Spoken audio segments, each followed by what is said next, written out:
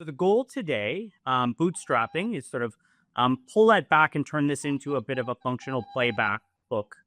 The idea here is for you to walk away with some understanding of how bootstrapping might apply to your specific business, with some tactics and strategies of things that you can use in a new framework of thinking about the incremental steps of what you need to do to build your business. And if you're looking to raise capital, to maybe give you a little bit better of an idea of when the right time would be to raise capital for your business. A little bit background about me. That's my former partner in crime. I'm one of them from my startup. I was part of a startup back from, say, 2000 to the late 2010s, a company called Selwan that I helped bootstrap along the way for many, many years. Ultimately did raise capital, didn't bootstrap on purpose, was trying to raise capital, failing at it, bumping along, made every little mistake in the book in terms of what you could within a startup. But ultimately, we were able to get some success, bootstrap to a certain stage, raise capital, and build a pretty successful business that today I still sit on the board of and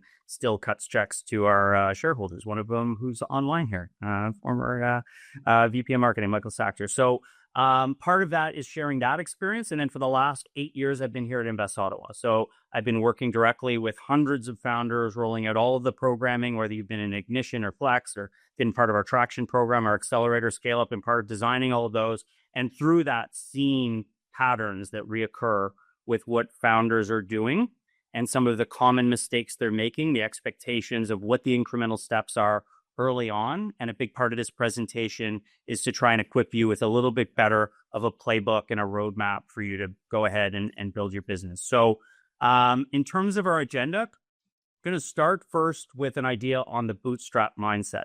This isn't a set playbook. Every single one of your businesses is different. The cost structure is different. The revenue opportunity is different. Plus, your personal situation is different. And that dictates how far or at what pace or what you're able to commit to is trying to build your business. So it's getting you in the right mindset of understanding a term like default alive and how to try to keep that perspective going for you as long as possible. Then we're going to get into strategy and fundamentals. Going to talk a little bit about Eric Ries and the lean playbook of building your startup, the lean startup, and the incremental phases of validation that you should be thinking.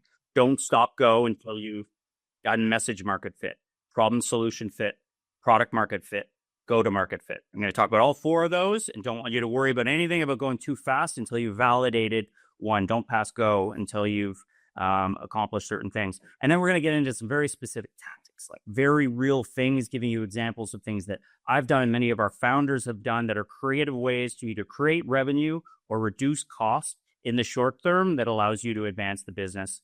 And I'll talk a little bit at the end of current trends and thoughts. I mean, even in the last 6 months, this has changed in terms of how to build your startup, in terms of the tools and the ability to use things like AI to be able to advance your business. It is so much easier now for a solo founder or a lean team to be able to do so much more. So we'll talk a little bit about that.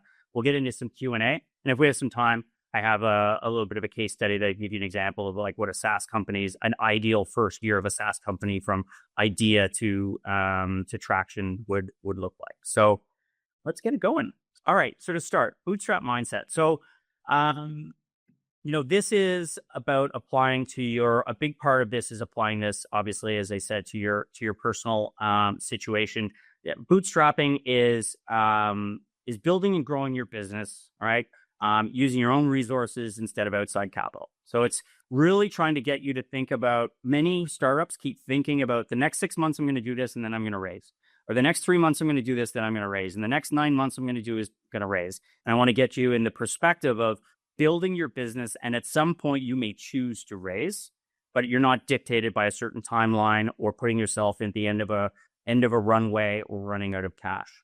So first premise I want to bring up is the idea of default alive. So default alive is a term that was coined by Paul Graham. He's the founder of Y Combinator.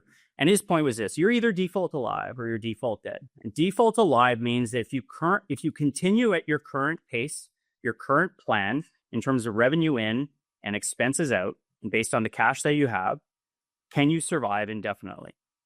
Right? So this is an easier calculation for a startup to do if you already have revenue. You look at your current revenue rate, you look at your current expense rate, You project what your average sort of rate of growth is going to be. And are you going to run a cash before you get to a point of break even, presuming you're not in the break even. If you're already not break even, then your default alive. And if you're not, your default dead. Now, default dead is not the end of the world, but usually gives you have people talk to you about what their runway is. That's an expression for that's what their default dead date is based on their current burn rate. And so at early on, wanting you to think about default alive is your default. This is something that you are trying to build your start to. It's going to take you a long time to do what you want to do. And so you need to buy yourself time. You need to minimize expenses. You need to create some short-term revenue. And a big part of that is focusing on validation. So we're going to go through each 4 steps of validating different stages. But the key is not to spend any money early on and to do as much validation as possible, which allows you to minimize expenses before you get revenue, as opposed to what a lot of founders are doing is come in, get a little bit of positive signals that they might have a good idea, and then start to build stuff hoping they can sell it. And that's not necessarily the right way. So focus on validation, and then you're prioritizing revenue and profit. You're trying to get as quickly as possible to someone paying you for what you're doing.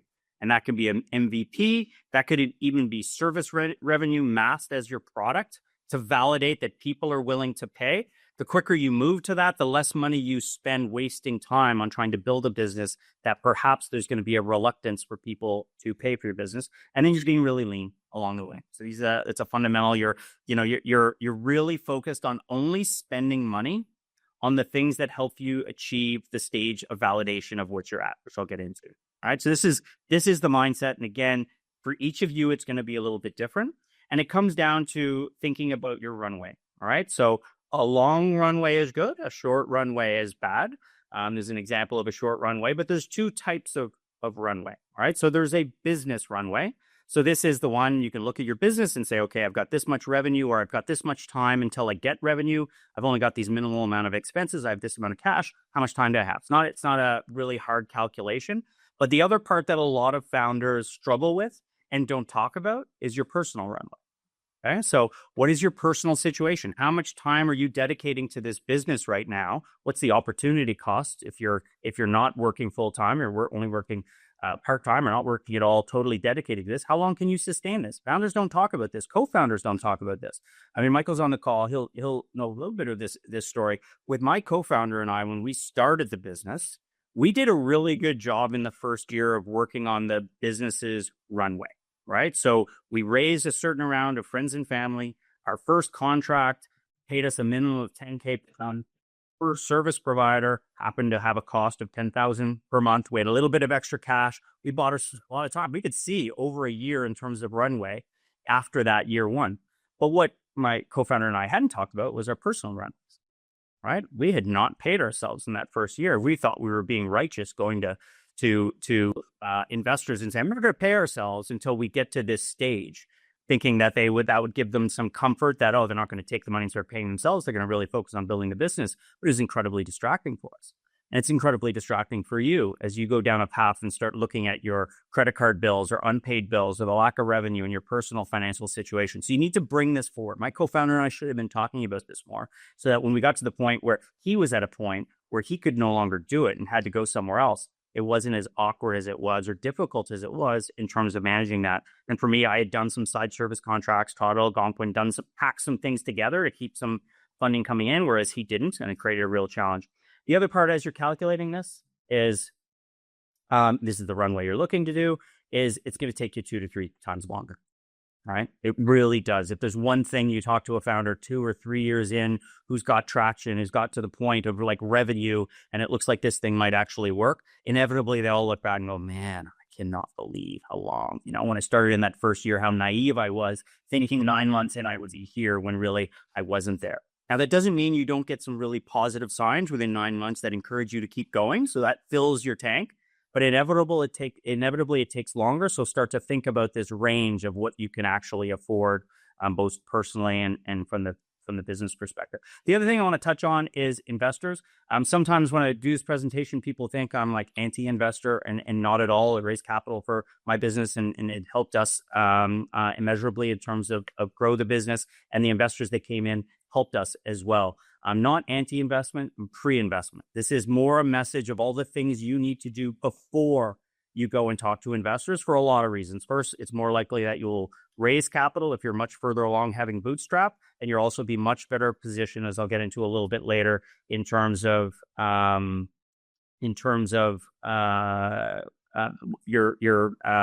deal that you'll be able to cut. So investors are not evil, so I'm not against, investors, VCs. You hear a lot of things. Just understand that investors, not talking about friends and family, we're talking about sophisticated investors do not invest. I mean, they're betting on you, but they don't invest in you. They don't invest in the product, and they don't invest in the company. What they're investing in is an outcome. What is their expectation? Generally is, I want this money back, and I want even more than what I'm giving you, right? And my expectation is you're going to treat this business in a way to try and maximize my opportunity to get a return.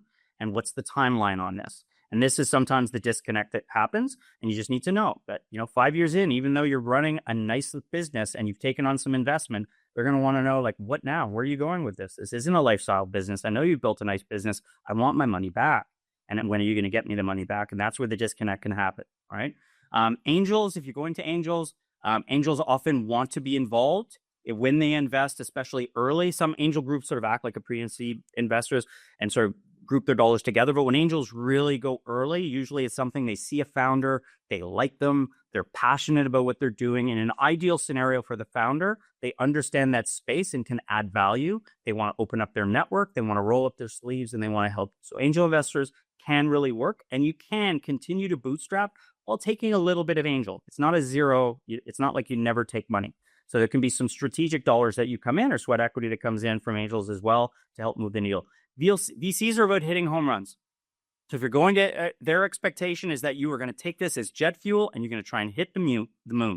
You're not going to trickle this in and move slow. You're going to move fast. They rather you crash and burn or win right away than take a slow, methodical approach. And the truth is, as we go through this, is that it's going to take you many, many years to refine your model in a way to be able to scale.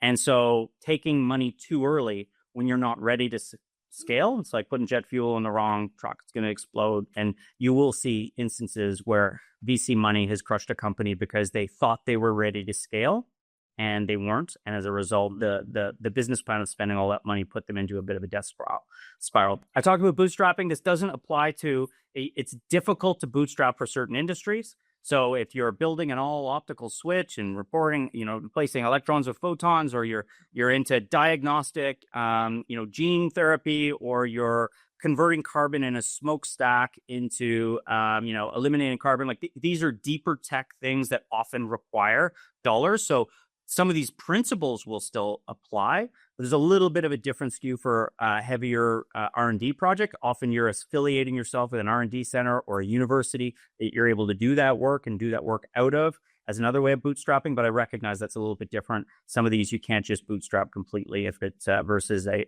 pure software play. Also understand that the moment you start to fundraise or even get pulled a little bit into fundraising, you've got some traction and someone's saying, hey, you want to pitch at this angel group? Oh, I got to create a deck. I got to get feedback on it. A really fundraising is, basically a full-time job, 30 to 40 hours a week. If you're going to run a process, you can still work an extra 30 to 40 hours a week on top of that, running your business for a short period of time. But recognize that you're taking that on, and all of that is opportunity costs for some of that stage of validation that you're at that might distract you from keeping your eye on the ball and being able to advance your business. Even doing it a little bit. I'll just go pitch these a day or two a week. And it's very easy to get pulled in and start to get signals. Well, we want you to pitch before this angel group. Oh my God, this might be a real opportunity. They're always looking for a pipeline of companies. That doesn't necessarily mean you have a good chance of raising capital. So think long and hard before you take that step and start raising capital. And one of the benefits of often people talk about raising come right back to you, of raising money from investors is that you get the intelligence and they come on board. But I think that we have a great playbook for that on building an advisory board. Think about who the ideal people you want to help you build the business and start reaching out to some of those entrepreneurs, those executives who understand your space. Build an advisory board, and that can give you the sort of forced discipline and maybe a little bit of accountability if you're looking for that, versus raising capital, having someone on your cap table, and having a board of directors. Fundraising process with VCs, what we heard before is that it's good to start building a relationship. to not just, because it takes 6 months or so to raise money. So how do you take that into account in the bootstrapping? You do need some kind of Yeah. So if anyone didn't hear online, questions around starting the process early and talking with VCs.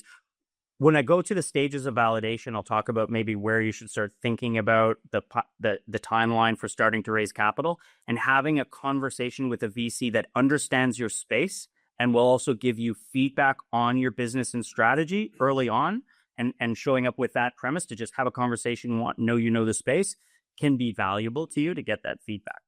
So, but I think that you definitely want to be past problem solution fit and have some customers that are like willing to pay for what you have before you even entertain those conversations. Okay, a few real quick myths versus reality on bootstrapping. A lot of people say bootstrappers don't raise dollars. That's not true. Bootstrapping is about getting ideally to escape velocity, profitability, and then raising capital from a position of strengths. A lot of the companies that I'll point out to you that have bootstrapped for a very long time have raised the most capital, because they've spent the time to create the foundation to scale. It doesn't mean you're less ambitious. The fact that you're not raising capital early means you're focused on creating that foundation. Many of the biggest companies that you can think of, from Shopify to Fullscript, these are all companies that bootstrapped for many, many years and became the biggest success stories in our ecosystem. Bootstrapping is slow, is one of the things that people will say. And it does feel slower, but I'll talk a little bit about that. A lot of companies that raise capital, when I go through these stages of validation, circle back to go back and have to do the homework that they should have done in the point of validation, because they've raised capital with some loose assumptions that weren't validated. They were on the right track, but they were off just enough that they have to circle back, lay off a bunch of people, and repivot a lot of their product and some of the feature set that they have. And really, that sustainable growth is what you're building the baseline on. Or even that VC ultimately is required to build great companies, and it's just not true. Ross Video locally, MailChimp, Atlassian, GitHub, Fullscript locally tried to raise VC, never was able to, skipped over completely, ultimately raised a ton of private equity. So VC is not a absolute requirement. On some of the quick benefits of bootstrapping, first off, you retain ownership and equity. So the sooner you start raising capital, the more capital you're forced to raise along the way at a certain stage. And this will dilute the amount of the company that you have, which in turn, the more people you have around the table that are your shareholders and stakeholders, the less options you ultimately have. You get a bunch of different opinions on what you should do, and it can really cripple the business strategically in terms of your flexibility, including selling at the right time or even raising another round can really limit you. You're focusing on profitability and unit economics, and I've seen companies raise early rounds of capital without figuring that part of the business out. How are we going to make money? And this is even more important now. A lot of VCs are more focused on this now versus top line growth. But we've seen that certainly with a lot of our bootstrappers having clear understanding of how they make money and demonstrating how they make money. It also gives you time to learn. If you're familiar with the book by Malcolm Gladwell, it talks about 10,000 hours. 10,000 hours is 5 years full time. Shopify Bootstrap for 6, Fullscript 8, Lightspeed 7, Point Click Care 11. That time was critical for these companies to figure out what the value proposition, go through a lot of iterations of refinement so that when they did go to raise, they were ready to take off. They understood their ideal customer profile. They understood the pain. They'd lived with them for years. They had that expertise of those 10,000 hours. So often when companies, founders are only 1,000 or 2,000 hours into it, you're half a year, you will look back, and Michael can attest from so on. Like when I look back at what I thought a year into building my startup, after 2 years, like sort of look back, I was naive even a year into it, not figuring out the go-to-market and some of the subtle nuances of the customer profile that we thought we were targeting. We thought we were targeting travelers that didn't know the number for a taxi company, and really it was 18 to 25-year-olds at Friday and Saturday night who didn't wanted the first available cab, in case of pound taxing, the service we built. So gives you that critical time to learn, which is incredibly powerful. It also avoids the forced urgency of default debt. The moment you raise capital and start burning very quickly, you've created a runway. It's unsustainable. You're hoping your revenue can catch up to the point before you run out of capital. Most of the time it does not, especially when you've raised early because you've made a bunch of loose assumptions and you're wrong in at least some of them. and now you're default dead. You might have gone from default alive to default dead, and you're burning and you're worried about runway. And this creates some short-term challenges, right? That you're, instead of doing things strategically the right way, you're making decisions to try and survive. And we've seen this often for companies that raise pre-seed rounds. They zoom up to 20 people or 15 people, and 6-9 months later, they're back down to 8 people. And that's painful. That's challenging. That change management of all of a sudden the company's this size, and then, oh, wow, this is a depressing place to be. Now we're half of them, and I was friends with these people, and I didn't want to get rid of that person. And now you've taken other people's jobs and thrown them on me. It's really, really challenging versus this sort of slow and steady incremental build based on profitability. And honestly, most companies can't raise capital too early anyway, right? The companies that we have seen successfully raise capital kind of reluctantly get pulled into it. They bootstrap, they have a path going forward, and then they see some signals that tell them, okay, maybe we should raise capital because we're losing opportunity here by not raising capital. And certainly in your first 2 or 3 years of the business, very rarely that we're seeing companies raise sophisticated rounds of capital from either angel groups or VCs. But do you mind going back to the concept of default alive and default dead? Like, I find that really interesting, but do you mind just giving a bit more color on it? Because my mind is... Yeah, so the idea would be, let's say, there's 2 scenarios. One, you either have revenue or you don't have revenue. If you have revenue, and let's say you have $1,000 a month in revenue right now, and you're running with $2,000 expenses, so you're burning $1,000 a month, and you've got $5,000 in your account, you can do the math to say I have 5 or 6 months. But what's your personal runway, right? So I'm working 40 to 50 hours a week on this right now that don't have the capacity, or maybe more. I don't have the capacity to take on a part-time job or do a side hustle. And I've only got 3 months personally to do this. So it's doing that measurement. Now that's with revenue. It becomes a little more difficult for some of you who are at 0 revenue. So what I would suggest is that, you're coming up with your go forward plan. We're going to talk today about when you get message market fit and problem solution fit. And problem solution fit is when you start to get paid. So when you have that stage, you start to make assumptions that, okay, I think within 4 months, I'll get to the stage where I'm starting to get paid. And then I'm going to build this, I'm going to have a plan to build slowly, add certain clients in the next 12 months. Can I survive the next 12 months at my current pace, both personal runway and the business runway? I've got a bunch of loose assumptions in there. Some of them are probably wrong, but maybe some good things will happen. I'm not sure. You're constantly reevaluating that sort of that ballpark that you've done, or maybe you sketch out an Excel sheet that to give you an idea of how long you have. If you have a full-time job, you're working, or your part-time job, and you can do that indefinitely, and you're working this as a side hustle and you're making traction, you are default alive. Right? Question is, are you putting enough time to advance it? And at some point you might be like, oh, I need to throw more time, but hopefully you've reached a point of validation that justifies you jumping in. And that's what we're here talking about today. Good question. Here's some logos of some of the companies that have bootstrapped for many, many years. Here's a chart, the Bryce chart from Global. I've had actually shared as one of the presentations he did here last year. And you can just see the sheer number of years of some of these companies, of how long they bootstrapped, and the highlighted yellow there. For those that can't see, don't worry, you'll get a copy of this deck. But you can see the vast majority of these have put the 10,000 hours in. And, if you have 3 co-founders for 4 years, you've got even more learning there, hypothetically, right? So any questions on that, on the mindset, before we jump into some of the strategy? Yeah. I had heard once from someone else, their advice was to throw your hat over the fence and make a commitment, so that it's kind of like the analogy was when some Spanish explorer came and explored South America, they burned all the boats. Sure. So they couldn't go back. Yeah. That sounds to me like putting yourself in a situation of default debt. It is. But you're saying to avoid that. What's your opinion on that? So listen, part of it is the self-analysis of you, right? So for some people, it's like, if either I'm going to do this, or not, I've got to make a commitment to it. What I'd suggest is that you're at least at message market fit before you do that. I'll get to that slide in a second. And ideally or some form of problem solution fit where you're getting an indicator back from the market, which I don't see why someone has to quit a job to be able to confirm message market fit. Will take you a little longer to figure out, to do the interviews or to get that prospect list that's part of message market fit. I think there is a point when you get to problem solution fit where you're like inching things along, or one founder's in and one's part-time, that you're getting to a point of like, I'm willing to, throw my hat in the ring. And if you're unemployed right now, like, let's do it. The boat's burned as far as I'm concerned, right? So that's a great opportunity. And that's one of the things you see. When someone, all of a sudden, you've been gifted the rights of free agency, including creating your own startup with all of this time you can put on the market, it's a great time to throw yourself into it. So I think there's a fine line there. I know investors like to see that. They like to see, are you committed? Are you ready to go? But ambition is incremental.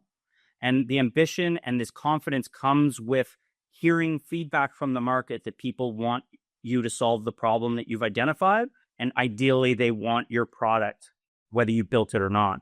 They want your product and they want to pay you to solve the problem. You start getting those signals, that could be a time where you're ready to burn the boats. Question online. Yep. This is from Sienna. She said, if founders have significant personal capital to fund early growth, should they self-fund or still pursue outside investment? And if self-funding, how should capital be deployed, e.g. gradually over a number of months or years, or saving capital until you've discovered your secret sauce? Yeah. So before I answer that one, and maybe circle back to me on that one after I go through the points of validation. I think founders, I throw nickels around like they're manhole covers. Right? Like, I'd be very careful on how you spend money. There might be some things that help you that you need to invest to get to that point of validation that you're focused on. But otherwise, I would be very careful with your personal dollars until you get to a point of problem solution fit, which I'll get it to. Maybe we'll get to that. Yep. Yeah. One last one, and then I'll jump forward. I thank you for your sharing. That's fantastic. I have 3 takeaways in my mind I want to share. The first one is, I think it's the best age to be bootstrapping. You start your own business and start from scratch. It's a good age with AI. The age of bootstrapping. Yeah, the age of bootstrapping. Yeah, of course. The second one is that I think it's more responsible to build your product first and show if you need money, it's later you need money. It's not you show your PPT or your other things to ask for money. It's show your product and you get the market, you find the market fit, and this way you need money to scale your business. This is the second one. Yeah. And the last one is from myself. I think I'm in a pretty bootstrapping phase because I work on my own projects and I do the things for myself and to solve my own issues first and to put into the market and see the feedback from the real world and then to push through it. This is my thinking. Okay, we'll talk about this as we get to the points of validation. My point to you is I would spend very little time in my office building anything that someone hasn't told you they'll already pay for. And there are ways that you might do a little bit of work to show them and tease them what you could offer them, and they'll be willing to pay, and then you go finish in building it. But there are technical builders that are just, they're much more comfortable going into building stuff, and I can't wait, and I'm going to add this feature, and when they see this, they're going to be so excited. Stop doing that, right? And find out what they'll pay for in advance. Okay, so we'll get into that now. So this all comes from the Lean Startup. If you haven't read this book, it's a fantastic book by Eric Ries. It's one of the Bibles of building a startup, and it's really about validating things without big budgets. All right, so and it starts with your minimum viable product. And it's really getting away from product perfection and thinking revenue first. Another way to think of it is minimum sellable products, right? That is really what you're trying to look at, and validating with real customers. So real customers telling you that, yes, I'm willing to pay is a positive sign from the market to maybe consider going to build something, quitting a job, and it's really getting to that as quickly as possible. And it's focused on revenue first. This is in particularly true in Canada. Selling before you build. In Canada, if you go around, we're nice. We're nice. We're really nice people. If you're telling people what you're doing and like you're all excited about it, they're like, all right, Nick, I love what you're doing. How do you go? And then deep down, I don't know how that's going to work, but spirit. People don't like telling you your baby's ugly. And asking them to pay is validation, whether they really, that's where you start to get real feedback, right? Oh, I think that's great. Great. Can I take a deposit? Ooh. Yeah, I'm not sure I'd really need it that bad. Perfect. Now we're having a real conversation and I'm getting the feedback that I want. And this revenue ultimately is the best form. There are lots of companies out there that have 40 companies signed up to have their software and they haven't written a line of code. All right. That's a common thing happening in the Valley now. It's sort of this, like, how many companies can you get signed up before you build something? We have examples of companies that we work with, a company called Pluvo, and renamed themselves Rain. They had 10, 15 companies that given a $500 deposit on the product and built anything. It's a great, great sign that you should maybe build something when someone's paying you, right?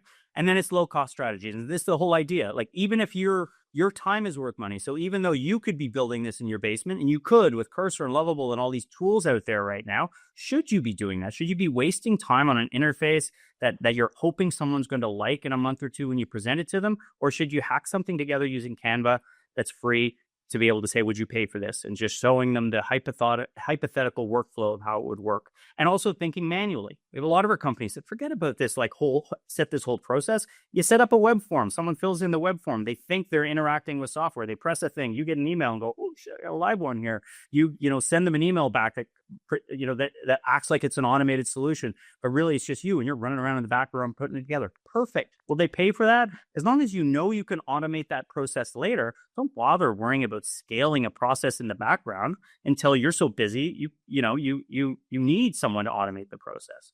And it's also founder-led sales. So this is you on the front lines, having these conversations, trying to get these commitments, and you hearing the feedback. You getting the feedback of helping you triangulate, okay, what is the real problem I'm solving here?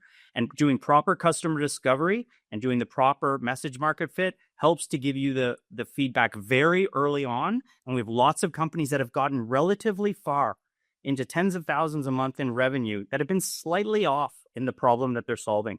Their message has been right, but haven't been really solving it. And they've had to go back to basics, and it's cost them a year or two in times. And often they couldn't recover because of all that time, because they didn't spend enough time at the foundation.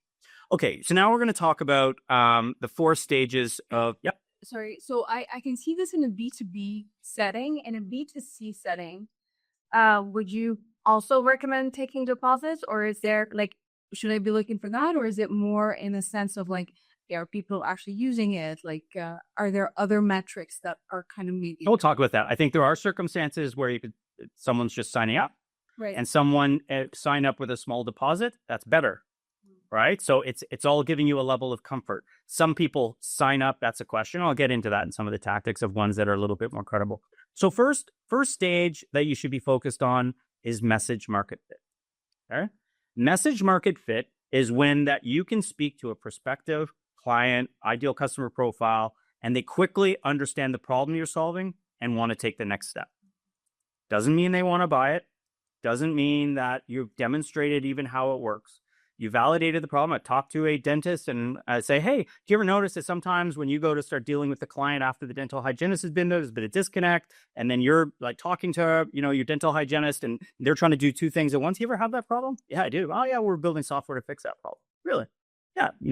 Could I take your email and give you a demo at some point? Yeah, I'd love that. Perfect. Got message market fit, right? Oh, talk to someone who owns an e-commerce store. Oh, you have an e-commerce store. Do you ever have a problem of having checkout errors where sometimes you hear from people, they tried to check out and they send you an email after and they couldn't buy your product? Yeah, I hate that. Oh yeah, but we come up with a solution to fix that. But you're interested in learning about it? Hell yeah, I would. Great. Give you another example in real. Let's say I was building a more traditional business. Let's say I always wanted to own a coffee shop. And I live in Westboro, and God knows we don't have enough coffee shops, so I'm going to put them. All right, Nick's Cafe. And I start doing the customer discovery research on what people like about coffee shops and what the problems. I get this recurring theme that people wish there was healthier things available at coffee shops. That, some coffee shops have healthy stuff. It's all this sugary stuff. And I always end up, I don't go there as often because I'm trying to stay healthy. And if you've gone to Westboro, yoga people everywhere, this bit makes sense. So I'm like, okay, I am going to build a coffee shop with that focus. So I'm not going to open a coffee shop until I get 100 people who want to come to the opening. When I tell them that I'm building a coffee shop that's focused on healthy snacks, organic, you name it. I'm going to position that whole thing. And once I have those 100 names, then I'm going to start thinking about maybe I open a coffee shop. Even though they, and this doesn't mean you've given them a demo. Okay. Your idea here is really to create a prospect list, right? And to give yourself a number. How many people, if I could solve their problem, would give me a name that they'd like to hear about it? All right. Is it 10, 20? If it's B2C, is it 100? Right. It would be a higher number. If it's enterprise, 5, maybe 10. Come up with a number, talk to one of our early stage advisors. Maybe your number's right, maybe it's wrong. Who cares? It's better than no number. But that you don't pass go. You don't start building anything until you get to this stage. Okay. Even though you have an idea and even though you've been cheating and building in your basement, doesn't matter. Like, you're still doing this and you're setting this goal and you don't move. So the next stage is problem solution fit. And message market fit, by the way, if you do customer discovery while you're interviewing people, often you can do this at the very end. Like, you're not in proper customer discovery. You're not supposed to be pitching your product or talking about solving the problem. You're fascinated on the problem and hearing people talk about the problem. But at the end, you can certainly say, hey, you were frustrated with this. If we're building a solution to solve that, could I have your email and follow up with you? That's perfectly okay. And you can sort of kill two birds with one stone. As you're refining the problem that you're solving and collecting all this feedback, you're collecting names of people who have ideally this very similar or exact same point or frustration point. And the more angry and the more frustrated they are about it, the better. And the more the signal that you've got message market fit and you're on the right track. The problem solution fit is when you're actually demonstrating how you will solve this solution. Okay, so I'm going to the dentist and I got an appointment and I show them through some screens of how my software is going to work and capture all this information and free up their dental hygienist and work with their administrator. And this is how the workflow works. And they look at it and go, they give you a positive indication. Ideally, they'll be like, yes, I'm interested in trying this, testing this. They give you some type of buying signal to advance. All right. For Nick's Cafe, I could just take that list of 100 people that want to go to Nick's Cafe and say, awesome, I know this is going to work. But I haven't done problem solution fit. I've got message market fit. Problem solution fit might be, okay, I'm going to open up a stand at the Westboro Market. And I'm going to sell my peanut butter bites and my fruit skewers and my healthy oatmeal because maybe it tastes like shit. And maybe that's not problem solution fit. So before I go and commit hundreds of thousands of dollars to a cafe, I'm going to test it and I'm going to say, I want to get 100 people who want to repeat order it or buy it online or prepay for even better, prepay for a card. They'll pay $40 for $50 worth of goods at my coffee shop when it opens. Plus they get a free t-shirt or something like that. And now I've collected 100 people who've actually given me a deposit. Now I'm starting to get problem solution fit. And I'm starting to think about what's my minimum viable product, my minimum sellable product to advance this. In an ideal world, your minimum sellable product is just a visualization or a demonstration or a sample. You haven't built a full solution yet. And so think about how you can be creative that way to validate that someone would pay. And then you say, before I go and build this thing, hey, I'm looking to have 10 beta customers. If you want to be one of the beta customers, be a $500 deposit, fully refundable if I don't get this beta to you in the next 120 days. That'd be reasonable. All right. So think about those things. And this whole idea, this whole process could take you three to 6 months. You could do this. All right.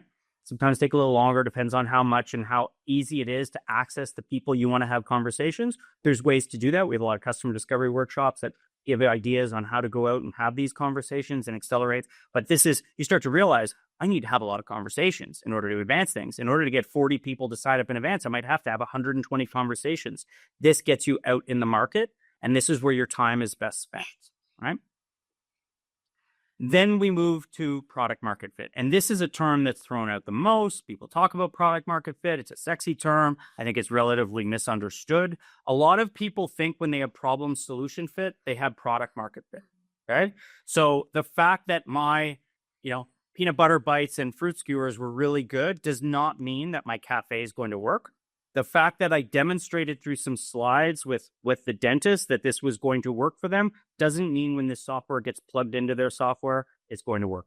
And this often takes a few years to refine. You can add a lot of customers and revenue along the way as you refine it, but all of a sudden the administrator at the front, they don't like the change in the workflow you did. And in fact, you undermined what they did. Now they can't do this. And it creates this cascade effect, especially in software. And sometimes it's just a stakeholder internally who goes, no way, I don't want to use that.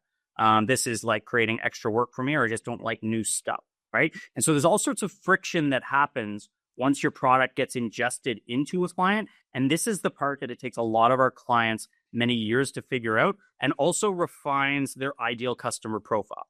You had an idea that this is what my client looked at, but actually the ones that liked my product the most, that kept coming back to me are the ones that fit this profile. And this is the problem they're really looking for. And if I can dovetail and fix this problem, now they're really sticky and want to keep me. And the other problem that I solved, it was kind of a nice to have, but it wasn't a killer kind of solution to justify a long-term commitment to my solution. So these are the things you go through with product market fit that become very difficult. So for my, yeah, go ahead. Yeah, just very quickly. I've got the example completely about the failure of product market fit in the case of software. But coming back to the example of the cafe, which is something I find a lot easier to relate to. Can you give us an example maybe of where? Yeah, absolutely. So now I go and I actually open a physical location. And I was getting my stepbrother to make these protein balls. And now I need to make 4,000 a week. And I can't. And I need to get someone else. And they make them like shit. And then the parking, holy crap, I hadn't even thought about the parking at this corner. A lot of people just wanted to come in and grab them on the way to work, but there's no parking there in the morning. And then also just the staffing side of it, like the fruit skewers, I didn't realize the refrigeration. I need to get a new refrigerator to do this because this stuff was going, like all of this stuff starts to happen, right? And this is the same with software. It's the same with different products that you run into. Once things get real, it interacts with clients, it interacts with stakeholders. There's other third sort of variables that come into play, messes everything up. And it takes a lot of time to refine this. That doesn't mean you don't go from very little revenue to hundreds of thousands of revenue as you refine product market fit, but you don't want to move too quick. This is the trap where companies run into of raising capital with early problem solution fit to thinking I'm ready to scale, right? I'm ready to open Nick's like 3 cafes when I haven't even figured out how to make the profitable one first. And also at my cafe, it's all of the founding team. And at a new cafe, it's a whole bunch of new people that doesn't scale very well, right? And that's very, very, very, very common. Okay. And your goal here is to get to escape velocity. It's to get to a point where your revenue has caught up to your expense line. You're being paid. You've gotten to a point where now strategically, okay, default alive, right? And truly default alive, and actually a point where you're able to be strategic. And with product market fit, you start to rethink about what your ideal customer profile is, and then start to think, okay, how do we grow faster, right? And that is the last one, go to market fit. A lot of companies raise money on product market fit and also struggle at go to market fit. Go to market fit is the economic, how do I add new clients quickly, ideally quickly and inexpensively, that give me a positive return. So you hear people talk for software, cost of acquisition versus long-term values. I calculate it costs me $800 to get a new client.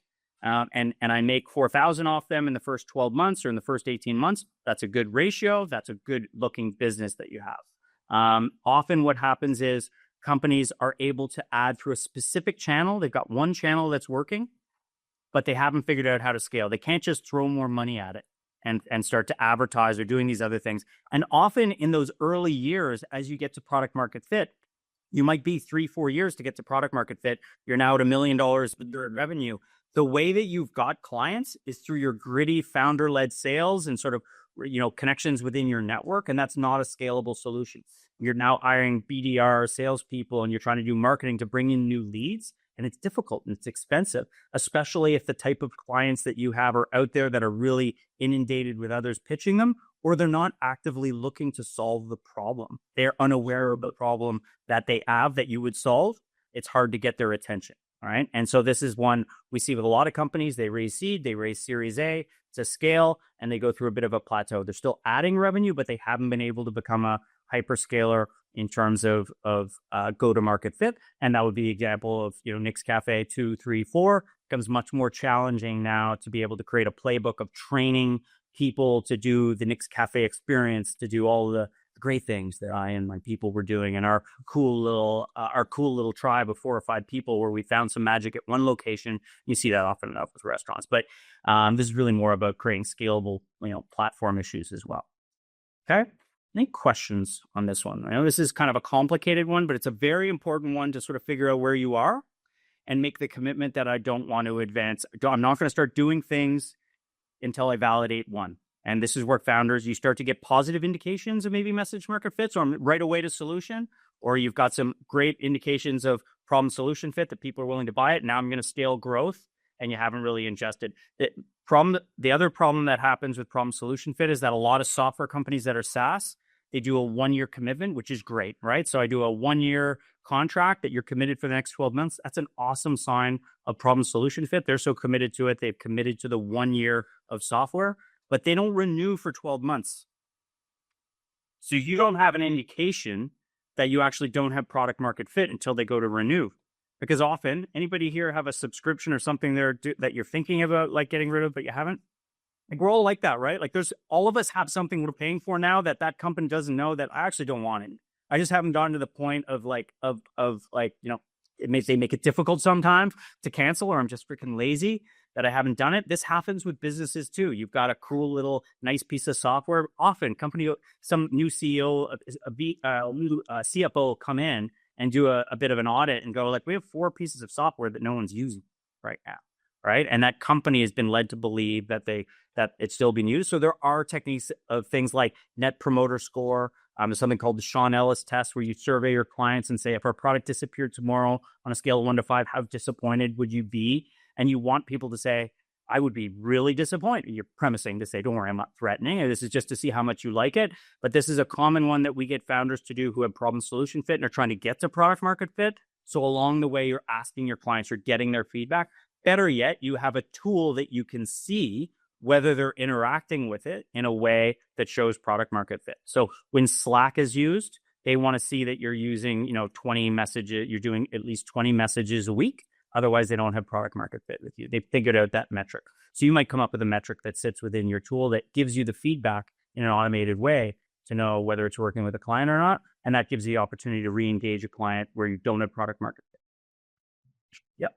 So where does pivoting come in all of this? Because I'm pretty sure at every sort of fits, you can pivot to a different idea. But how do you know when to kill an idea?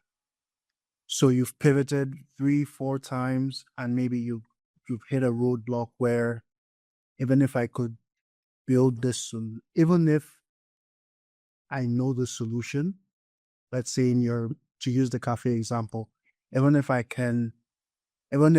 know the solution to the problem is a cafe, I can't open the cafe. So I don't have the capital, I don't have the resources, I don't have the means to open the cafe to fully solve the problem. And the cafe is maybe the only thing that could solve it for this specific challenge. So do I pick just a component of the problem to solve? So maybe instead of a cafe, you're going to only sell treats to cafes in the local area instead. And so how do you know when to kill an idea completely versus just to keep pivoting until you find the right thing? I mean, I think that finding out how much your clients really love your product is really important, and disarming them in a way in a real conversation to try and get that feedback. Noibu, one of our most successful companies, they started with an e-commerce tool that allowed big brands to replicate virtually their flagship stores. You go in virtually in a 3D environment into their Fifth Avenue store in New York and be able to look around. And they got like a bunch of like flagship stores. But the truth was, they kind of liked it.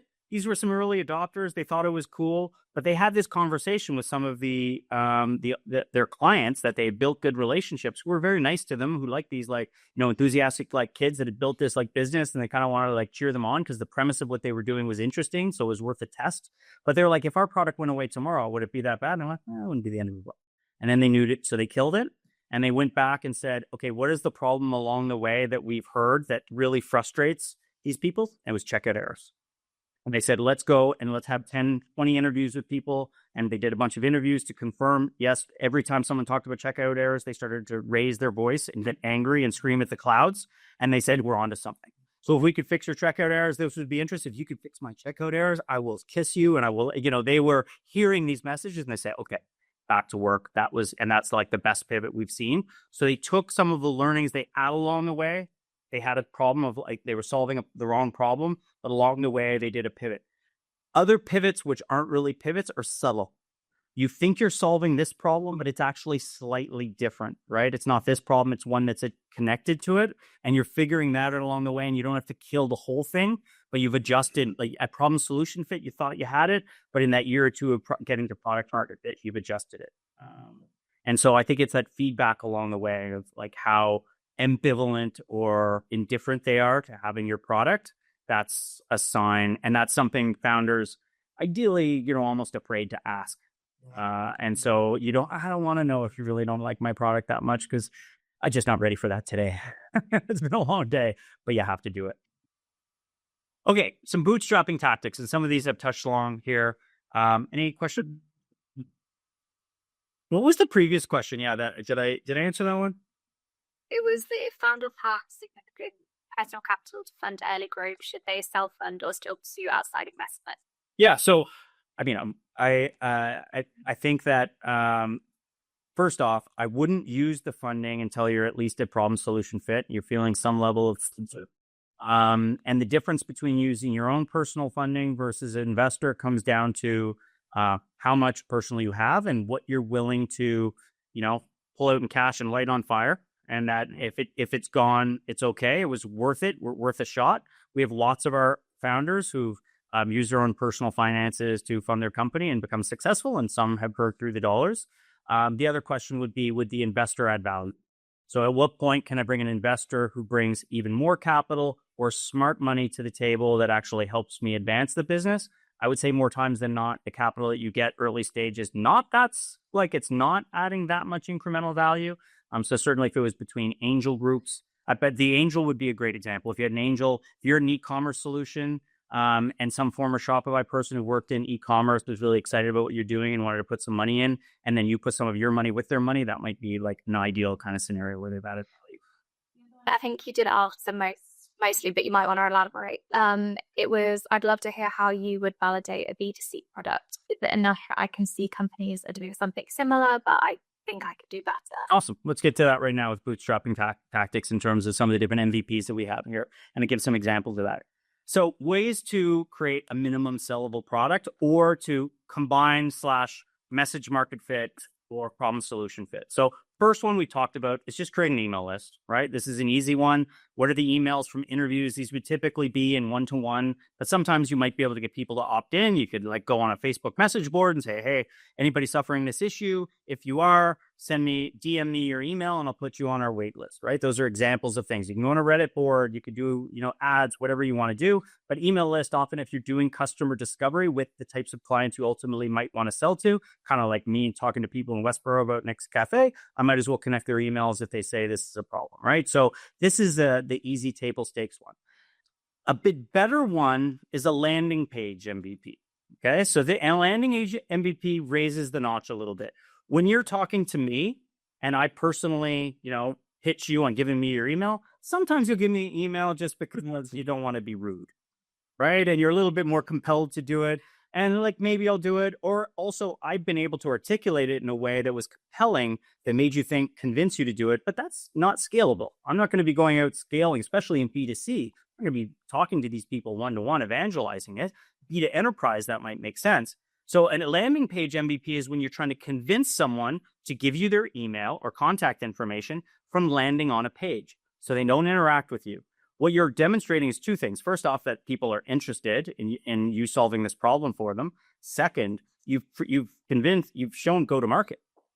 You've shown that online you can create people that come and potentially want to buy, and you validated a go-to-market stream. This is even more powerful. All right. So landing page MVP, super easy. This is what we're doing, the problem we're solving. If you want to be one of our beta clients, enter your email. I've done it. I've landed on a page like that, entered my email, even though I was only sort of curious. But at the same time, if it did something, a lot of those instances, I might have become a buyer. Even better, pre-sell. I don't want your email. I want a deposit. You want to be one of the beta clients, right? Nick's Cafe. I'm going to sell 200 $500 founding memberships to Nick's Cafe. You're going to get a t-shirt, you're going to get a mug, you're going to get a hat, you're going to get $300 in pre-bought kind of things. And I'm going to raise $25,000 through these 200 memberships that I'm going to go to my bank and try and get a bank loan on. Would that be easier going to my bank and doing that? Or getting a friend and family to maybe invest and say, I've already got $25,000 from customers who want me to open this cafe. I just need another 25. It's a lot more compelling a thing than, I think you've opened a cafe. Do you want to invest in it? Right. So all of these things, if you can pre-sell and talk about Rain, the company that was talking about, they went out and got these $500 deposits and they said, until we get 10, we're not going to build this product. So think about this. This is a much higher bar of validation of getting this deposit and be non-refundable. But this is the discipline a lot of founders are taking. I'm not going to build it into, especially in Canada.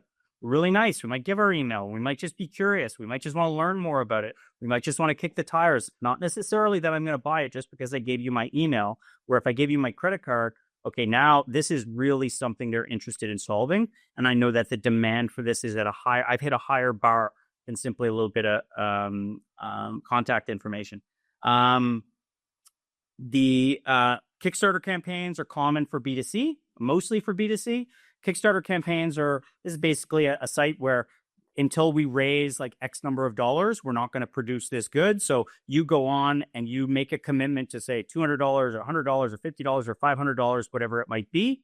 And then once they get to $50,000 and enough of those orders, they're going to produce the first run. This is often common for something that's like a hardware piece and they need to do a production run and they know it's expensive to do. They can't just do 5. It's only slightly more expensive to do 100 than it is to do 5. So, but it's expensive. So they know they need $25,000. So they're going to, do, and we have a couple of companies. G Batteries has done it. We've had Else Labs did it with Oliver, which is a food processing unit. G Batteries was a consumer sort of battery charging device that charged your battery in a more efficient way without killing it. And both of them ended up pivoting to B2B from B2C, but they successfully ran those Kickstarter campaigns to get their initial products off the ground. Then there's Concierge MVP. Okay, this is the manual side of things. Okay, the guys at DoorDash, when they thought about like, do we build this platform where people can order food? Right, this is a bit of a foreign concept, especially before COVID. That it's not just pizza places. Will people actually come on? They just went in and said, do you want to buy food from one of these restaurants that didn't deliver? And people signed up, and then the founders went out and bought the food, and then drove it there and charged the extra $20. Completely not scalable. But they were smart. They're like, we're not building this until we're convinced a lot of people. And all of a sudden, we're so busy that we need to start hiring people to do this. Then maybe we'll create an automated platform that will allow us to do it. We had another, one of our founders that was a registered massage therapist. And she had her own massage therapy clinic. She was like, I kind of thinking I could just do this in people's homes. So she started advertising that herself. And that's and with the ultimate thought of creating a platform where people anywhere could just have someone come to their home, but she started just with herself. With their clients, will they allow? And I'm testing the friction. Will people allow an RMT into their home, right? And when they did, then it's like, okay, now I've validated that maybe this is worth it. And even better is Wizard of Oz, which is similar to the Concierge, but the Wizard of Oz is where the user doesn't know that you've manually done it behind the screen. Okay, so in some ways, and this would be a good example for that RMT, that instead of I'm hiring Jane, who I know, who I've used before to come to my house, would I actually hire an RMT that I don't know? And now I'm hearing Ivan's coming to my house Monday at 8 o'clock. Am I good with that? Am I like letting this person? It's a good thing to test. And so they do this in the background before they create a platform. Zappos was a great example. Okay, there was a day where some of you are old enough to remember that people didn't buy shoes online. Right? That it was a concept of would I actually buy shoes online? Like I got to test them. I got to try them. Sometimes I'm a 10, sometimes I'm 10 and a half. I got white foot. Is this like, I got to test these things.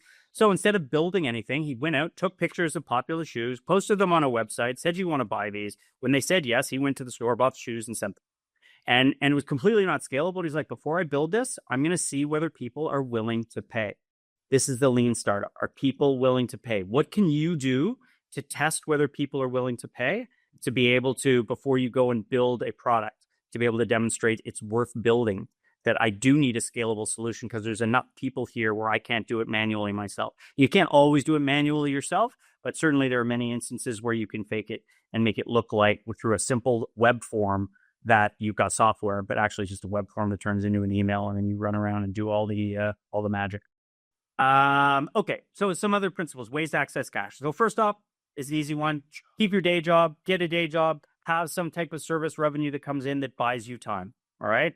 So it's not to say if some of you are fully committed to this, you should be able to get to message markets faster and problem solution fit faster because you have an abundance of time to throw yourself at it. So you can figure out whether it's going to work or not. So if you're at a point in time where you have time, do it and commit yourself to it in a short period of time. You should be able to figure this out in relatively short order without committing a lot of dollars. All right. But if you do have a job, think about it, about what point of validation you want to get to before you burn the boat, so to speak. Right.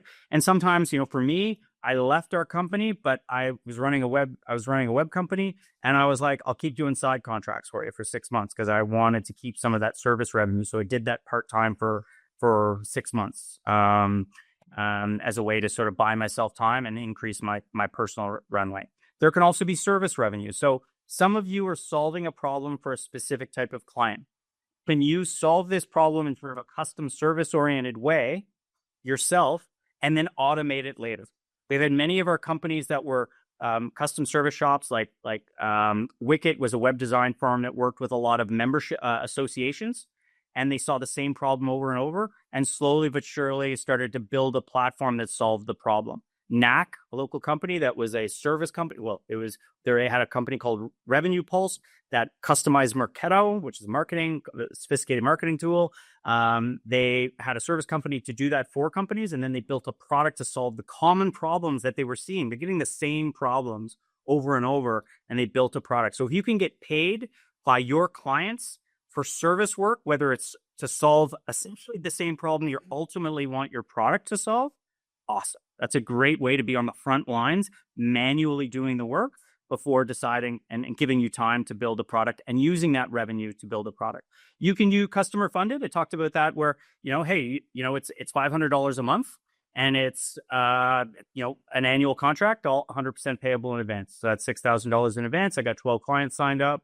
That's $72,000. I'm going to use that $72,000 to build my prototype to deliver on these first 10 clients. Okay. There's a little bit of balance you need to do there and be able to make it work. But often we had a lot of our companies be able to do that to fund their businesses that way. You can also do paid proofs of concept where if something's really complicated or technical and it's a little bit of custom work, you have a bit of an early adopter client who's like, yeah, if you could really solve this problem, I know it's complicated. I'll put up some dollars where you could come in and solve this for us.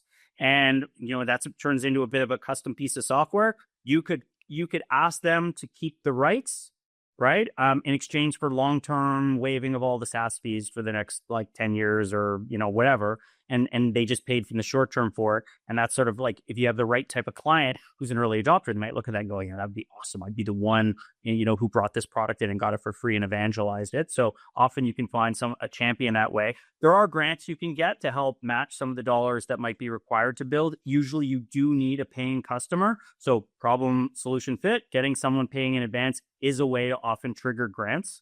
You can use personal savings. I know that question was asked. So once you get to a point where you're confident, you've got this pipeline of people who really want you to solve a problem, and you kind of have an idea of how to solve it technologically and just need that 10, 20, 30 grand to do it, you might choose to use your own personal savings or those of family and friends to do it. And then friends and family as well. So we did a friends and family round. I mean, you need to think long and hard before going to friends and family. It changes the Christmas party a little bit when you go and you see them and they say, how's the business going? And you're like, you asking as a cousin or you asking as a shareholder? And I want to tell them how bad it's going, but we got to put a certain face on the truth. So, just be careful with friends. Friends and family often will want to believe in you and invest in you, and that's great. But make sure they're comfortable that they took that money and it's gone. All right. You're hoping to give them that money back and more, but they need to be comfortable that they don't need that money going forward. And you have to have an honest conversation about that scenario that's possible, that they might not get those dollars back. So proceed with caution. Cost savings. So there are tons of free cheap tools out there, no code, low code tools. You're building software, products like Bubble and Flutterflow and all sorts of others that using AI right now that you can plug into. There are also lots of free tools to run your company, Wave accounting, Google Suite. There's so many things that you can really minimize a lot of your short-term expenses. We have a lot of founder perks, like heavily discounts to, AWS credits. We have 10,000, easy for most companies to get, and heavy discounts on products like HubSpot. You can also do customer co-created. So again, this is kind of like the custom software side, where you go in, you solve a problem with the customer, and they actually keep a version of that tool forever, and then they give you the rights to go sell it to others. There can also be partner funded. So when we started the company, we had it was going to cost $300,000 to build the platform that we needed to build to be able to service the wireless carriers who wanted to buy it. And we've identified an early stage sort of ILEC was like a hosting partner that was really trying to be innovative, and they loved what they were doing, but it was going to cost $300,000 for them to build it. We had this $10,000 a month deal with the wireless carriers, so we made a deal with them that we'll pay you $10,000 a month for the next 3 years. So it'll be $360,000 over the next 3 years, and you're guaranteed those dollars. You know, we have this contract with the carriers as a minimum. We're essentially giving you the minimum. It allowed us to be, we didn't have the money to build it ourselves. So it wasn't an ideal scenario, right? I was committed to that early stage partner that created some challenges for us long term, but ultimately got that product and that code out of there. It was a means to an end, though, in the short term. We did a lot of creative deals like that. Barter and vendor financing. I mean, Mike will be familiar with this. Like, our company was at a really difficult financial situation at one point where we had completely run out of cash. We had a bunch of things we needed to do to advance the business, but we had all of these signals that this might just work. We had all these companies saying, yes, we want to launch your product. So I was going to our this won't work, you know, none of the lawyer, it won't work all the time, but we had all of these things happening. I went to our lawyers who I owed like $8,000 and had all of this work to be done. And I was just like, listen, we don't have the money. All of these good things are happening. Just being open kimono with you. I need your help to do these contracts to get the revenue, but I can't even pay your old bill, let alone the new bills. What do we do? And the partners there, never forget, Craig Wright and Ed Vandenberg said, listen, just as long as we don't get up to $50K, we can keep it out of sight of the national partners, and we'll just keep it up. It's got $30,000 in legal case, you know. I was like, I had to calm myself down. And then one of our other partners that I went to, again, could not pay our bill for the next 6 months. One of our hosting partners, even though we had a contract, we were supposed to pay them so much, went to the founder, Bodo van Helmkelm, never forget it, went in and said, Bodo, these are all the great things happening with the business, but I'm broke and don't have all the money. These are the things that happen. This is why. You don't care about the sob story, but this is where we're at. I can't pay your bill. I've got these things coming in. I think this is going to work. And he's like, don't pay me for a year, and I'll give you an interest-free loan, whatever you owe me for the next year, because I just came in and I was honest. Now, the thing I had going is we had traction. So it created an exciting story. They knew we had wireless carriers who wanted to launch our products, so our law firms saw the dollars. They were being smart and strategic about, so this isn't going to always work, but if you get to a point where, holy shit, this might work, you can go and be really creative with a lot of partners to buy yourself some time. You can also do sweat equity. This is a time where there's tons of people out there right now who are looking to get involved in startups, be able to work. You got to be careful, obviously, who you work with, what control you give them, IP rights. So there's a lot of things about being careful there. But the reality is, if you don't have any money, but you got an opportunity, you're seeing signs of message market fit and problem solution fit. You know, that's a nice story that someone might come in and they've got some free time. And they're like, yeah, I'll build you a demo. And this goes on my resume, and I can put on LinkedIn that I was a technical co-founder. Or I built the 1.0 version, even if you don't want to give them co-founder. You can be really creative. Talk to some of our advisors before going too far down that road. Any questions on that before I jump forward to current? Legal advisors? What's that? Legal advisors? Or yeah, in the Ignition, you can have your free you can get a couple of free consults with lawyers, and you can do that typically. Any lawyer you can have a free consult with, right? So, which can include a little bit of preliminary guidance. They can't give you legal advice, but you can bring forward some of these things. But I would talk to some of our advisors first on how to approach these things and when to engage legal advisors. So, whoever your early stage advisor is, you could talk about. I'm going to add to that. We also have office hours now. Yes. Every 2 weeks. Yeah. Some states, every 2 weeks, if you check on Slack, there's office hours. So we have Halpenny legal team. They can't give legal advice, but they can give some. Halpenny's the insurance. Yeah. But with Man or with Navio. Have the Navio. Yes. Yeah. So, any questions on that? We're good. Okay. Awesome. Okay. Bringing it to coming down the home stretch here. Current trends and thoughts. So, bootstrapping for solo founders is way up. Okay. It's almost doubled over the last 5 to 6 years. So doesn't mean you have to be a solo founder, but it's much more possible now as an individual founder to be able to get from 0 to 1 and be able to get to revenue than ever it was before. In general, you're seeing capital still sort of proportionally go to teams with co-founders. So there's only, I think it's 17%. So maybe 1 in 6 or 1 in 7 companies that are solo founders are raising VC. It's much more common for companies with co-founders, but you're seeing, what do we have? About 38% of non-VC funded startups that are making traction now, where it used to be down at 22%. It's more than doubled over the last 8 to 10 years or so. Certainly even over the last 7 years, it's close to gone up 60 or 70%. So much more doable for those that are solo. Some new trends talked already, but there is just so much out there to build. We're doing a bunch of workshops here on no code, low code. We have more workshops coming on AI. You're going to SaaS North this week. There's people up there building stuff. There are AI sprints of how to accomplish, like, automate workflows. There's so much to be done right now that is really, really powerful. It's like a whole new age of being able to build things using these tools. And then also even low code tools. So if you're someone who has a bit of, you don't need to be technical or speak a programming language, but like picks up software quickly. There are so many what you see is what you get tools like now that you could pick up, follow a couple of tutorials online and be able to start building versions of software that are really, really cool. We have members of our team that are building and shipping prototypes. We're seeing product marketers for companies updating features on a product using some of these tools. And I know no coding language. You put a little bit of time, you can certainly build it. Really easy, cheap ways now to integrate and start to charge customers. This isn't super expensive to ask for deposits, that we're talking about in terms of problem solution fit.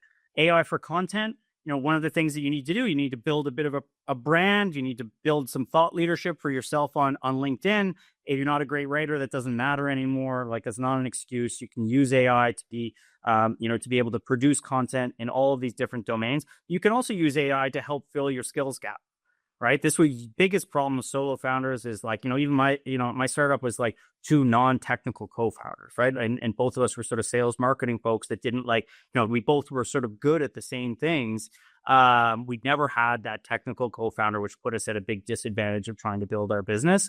Now there's so many things that we could have done in terms of the coding without a technical co-founder. And even if you're technical, looking for a go-to-market advisor, or how to build a marketing campaign, there's so many different tools, and asking AI to help you with that.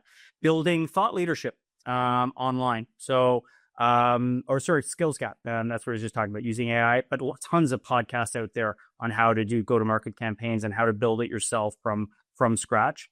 Building your own profile. Like, one of the great things about founding your own company is you get to call yourself CEO. It's kind of like making up a religion and calling yourself the Pope when you're the only parishioner, right? So that carries a little bit of weight, though, when you're on LinkedIn and you're the CEO of a company, and maybe your tagline is solving, hyper-focused on solving this problem, right? And now you've created a bit of a brand. You can write a podcast. You can start to write blogs. You can start to comment on prospective customers or clients' comments to be able to say, hey, love what you're doing. Put a link to what your blog is. Start to create some thought leadership. And all of a sudden, it is powerful when someone with a CEO title reaches out to someone and says, hey, do you suffer from this problem? Would love to talk to you about it. I'm hyper-focused on solving this for dental clinics just like yours, right? So this is really, really powerful in terms of what you're able to do. You can also partner with someone who's an expert in this space. So if you say, oh, that's just not me, I can't do it, I just can't put myself out there, or I'm not going to be good at it, or I'm good at a bunch of other things and I'm going to spend my time that's misplaced, you could look at someone who's really a thought leader in your space and say, I want to partner with you. I'm going to give you a percentage of the revenue. I'm going to give some creative deal where I'm going to make you a shit ton of money in the next year because you're going to help validate my business. I'm going to pay you way too much, but it's okay because it's going to be worth it in the long term in terms of the long-term value that you're going to give to my business. So you can think about that as well. And if it's someone who's a thought leader on something that touches on the problem that you're solving, they're going to be excited about talking about what you do, partnering, maybe coming on your advisory board. You can get all sorts of creative with that. Really minimal staff. You really don't need to You're not hiring salespeople. You're not hiring developers nearly at the pace of what you would have done 5 years ago, let alone 10 years, given some of the aforementioned tools that are at your disposal. And I mentioned this previously, but you can create an advisory board to help craft some of the strategy, to give you introductions, access to network, thought leadership, hold you accountable, right, for your goals. Sometimes that can be helpful. Certainly use our early stage advisors for that as well. And then touching on Bootstrapper still raise capital. So the companies that we've seen most successful in our portfolio now, from Rewind to Knack to Noibu to Distiller, all of these companies have raised tens and tens of millions of dollars, but they just waited to a point of being able to have their 10,000 hours that were in until they were really able to scale. It's about raising the right amount of capital at the right time from the right investor. And when you're early and desperate and trying just to raise enough money to keep the dream alive or pay yourself, you're probably just going to partner with whoever will come in under whatever terms, which probably won't be within your best interest. You also raise from a position of strength. Those companies, those bootstrappers who are at escape velocity, don't need the money.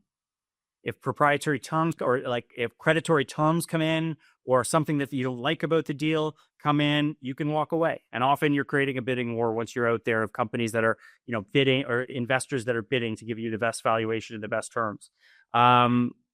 And also the more power you control, right? We know a lot of these bootstrapper companies that I mentioned are now at 20 million in revenue. They've raised Series A. They're at a bit of an impasse with some of their VCs, where the VC's like, I think you should sell. And they're like, I don't think we should sell.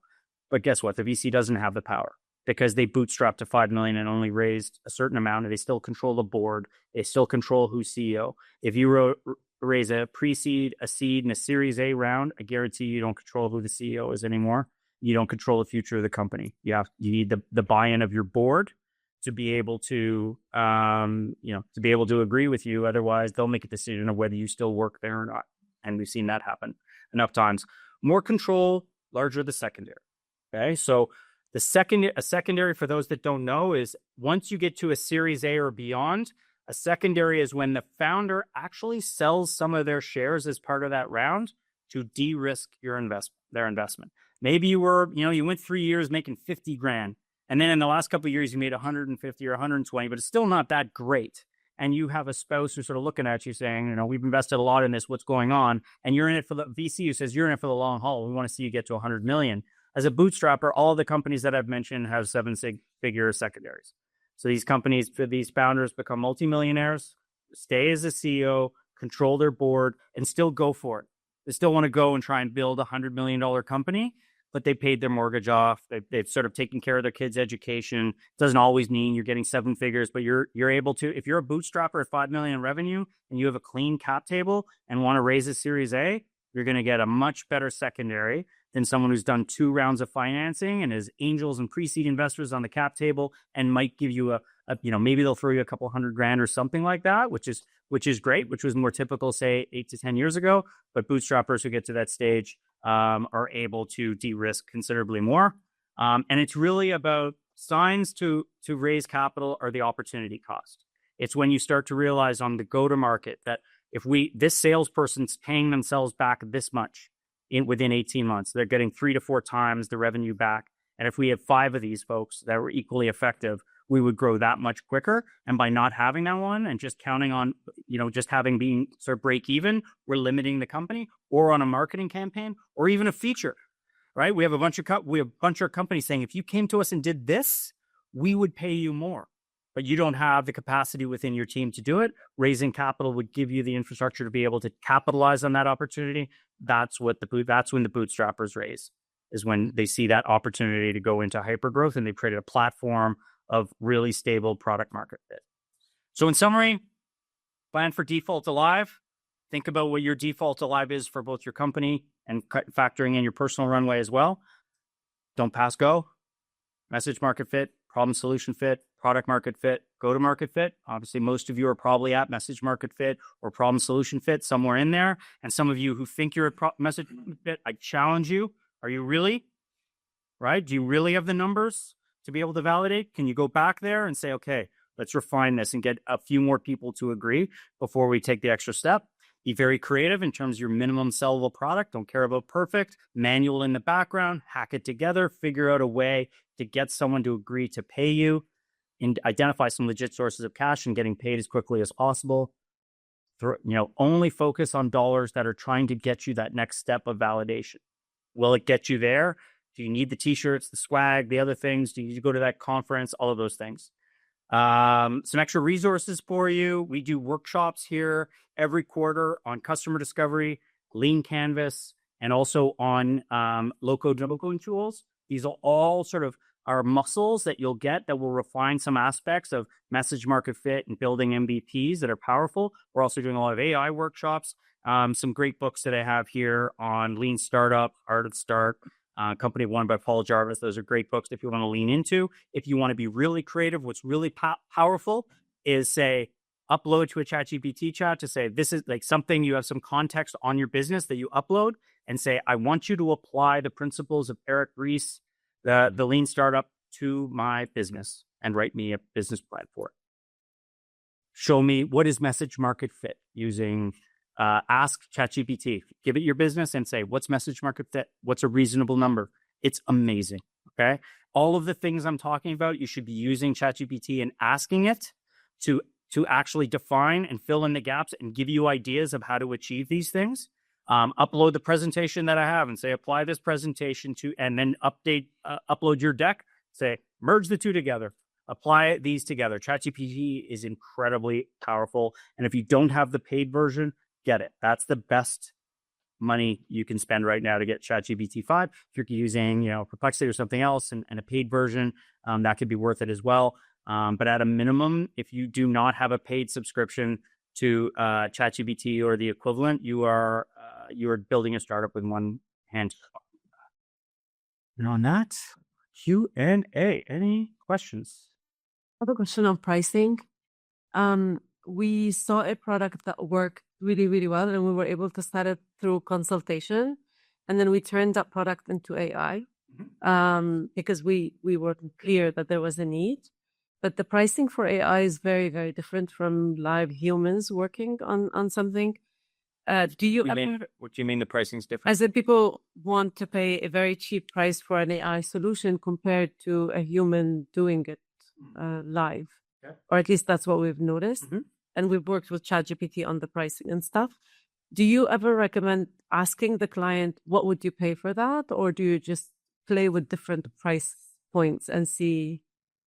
Like we're having a hard time, I guess, pricing it to get to product market fit. Yeah. So, I mean, pricing is a tricky one. And so it's really value-based pricing. And how do you evaluate the value that you're creating along the way to figure out what the proper price should be? In general, in the short term, charging earlier is really important. Getting the right price early doesn't really matter that much, right? So most of the startups that we know that like 5 years later, when they look at their pricing, they've validated that someone's willing to pay. Now, it does matter for you to be profitable, right? But in the short term, you're just trying to get feedback to see the value that you can create, because sometimes it's hard at the beginning to validate how much value, depending on what you're delivering, what's the value that I gave them, because that in the end determines what's worth and the alternatives of how they could get that same problem solved with the same level of value impacts it as well. So, at the start, charge what you can, test some different pricing structures, do A/B testing, do a bunch of different stuff. And often the market will tell you whether they're willing to pay for it, or, it'll indicate whether they're willing to pay for it or not.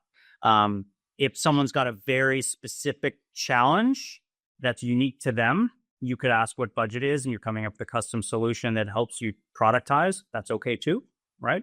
But you're thinking less about the profitability or the efficiency of how much time you've put in versus the revenue of this is a profitable engagement for you. If you're truly building a product, then you don't worry about that so much in the short term, as long as you have a thesis that you can make that more efficient long term, if that makes sense.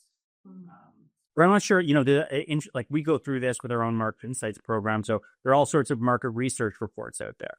And these market research reports are, have value to them, $5,000 report or $7,000 report. And then you compare a deep research report that has been done properly by someone who knows how to do deep research on that same topic. And you're starting to wonder what the pricing value is of that, because AI for certain things is driving the value down for certain things. And there are lots of businesses out there that are feeling that now, that AI is putting downward pressure because their clients are using ChatGPT and the feeling that they don't need the value of what they received the old way. And I'm noticing with AI, they want to pay a much cheaper fee and they want to see what they're going to get, like a sample of what they're going to get. So when you say don't build, I mean, it's a bit hard because people do want to see something. Yeah, for sure. So if you're like an AI wrapper, like you've wrapped yourself within an LLM and you're solving a specific problem. So that should be one that you get traction very quickly. And actually being able to, if it's truly AI, you probably could do this pretty cheap because, and I would suggest you do so to get clients to learn, to try and figure out how to create a sustainable business out of that thin wrapper, if it makes sense. Because if you're building something that's wrapped around an LM, you are within the blast radius of the next OpenAI release, right? And so there are lots of companies that have done that. And so if you're getting great data on those clients, you're getting an understanding of those clients, you're getting, I have an AI wrapper for veterinarian clinics, and I've got 85 veterinarian clinics, and they're sharing with me a query that is making my version stronger, faster, smarter, and maybe I'm creating a mini moat around it. It doesn't mean that OpenAI veterinary module won't get published and maybe crush me because they've given it away for free as part of OpenAI, right? So this happened with a local company in Ottawa, Clipfolio, that used to do data analytics, or still does data analytics. Sorry, Alan and the team, they're still alive and pivoted a number of times, but they did online analytics for businesses and had all sorts of plugins, and then Google launched it for free. Google launched, like, for your website, we'll give you the analytics. And you're seeing that happen in AI now quite a bit. So there are a lot of there are companies in the Valley that have got up to $10 million in revenue pretty quickly, like within a year. It's kind of crazy, right? But then OpenAI made a release and their revenue were cut in half within 30 days. Because most of these software subscriptions are month to month and it's very fleeting. And it's also tricky because there's a lot of businesses in AI that are testing AI, and you haven't really got problem solution fit. You certainly don't have product, or you might have a little bit of problem solution fit, but you definitely don't have product market fit because they're motivated to try something. Someone bought it because, like, I'm under pressure for my boss. I got to be doing something in AI. Well, I'm going to subscribe to this $30 a month tool or $40 a month tool. And it becomes easy to sign people up, but it's not sticky necessarily. You're not really sure whether you're solving something or not. AI is a really complicated one. So we're figuring it out along the way. So you mentioned a lot of no-code tools that can be used. Where do you see the role of a technical founder nowadays, given this environment? I mean, I think that the feedback that I've gotten from CTOs and CEOs and a lot of the companies that I know that have rolled out a lot of AI within their dev teams is that someone who has a lot of experience in software development, AI is much more, Claude is way more powerful in their hands than a junior developer, right? Because there's still an architecture of how you put everything together that, any of you that go out and start using, Lovable or Cursor, you're going to create a 1.0 version, but you're not creating a scalable product, right? Your point is to build your minimum viable product that you can get 5 clients on, 10 clients on, get a little bit of revenue. And then now, okay, let's get serious. We need to actually build a framework that's proper. It's the same with Bubble. We've had companies with no technical founders get to 5, 10K a month in revenue and then decide to actually build the product and abandon Bubble. Bubbles of what you see is what you get. It's just built an online marketplace. They built it that way, but it had all of these incredible limitations. It wasn't scalable and it got very expensive as they scaled. So I think that it's more around the short term of getting you past your validation and getting the problem solution fit. But once you get on your path to product market fit, you're going to need a deeper commitment to what your technical team is going to look like and what the proper way to build a scalable framework. And if you're somewhere in between, I would definitely be leaning in on some of the different workshops that AI Tinkers, some of the different groups that we have here to talk to some of the technical folks about how much to lean in, what tools to use. Okay, so you're saying that a technical founder comes in maybe at stage 3 or 4 when you're to your model after the MVP. Once you're to scale.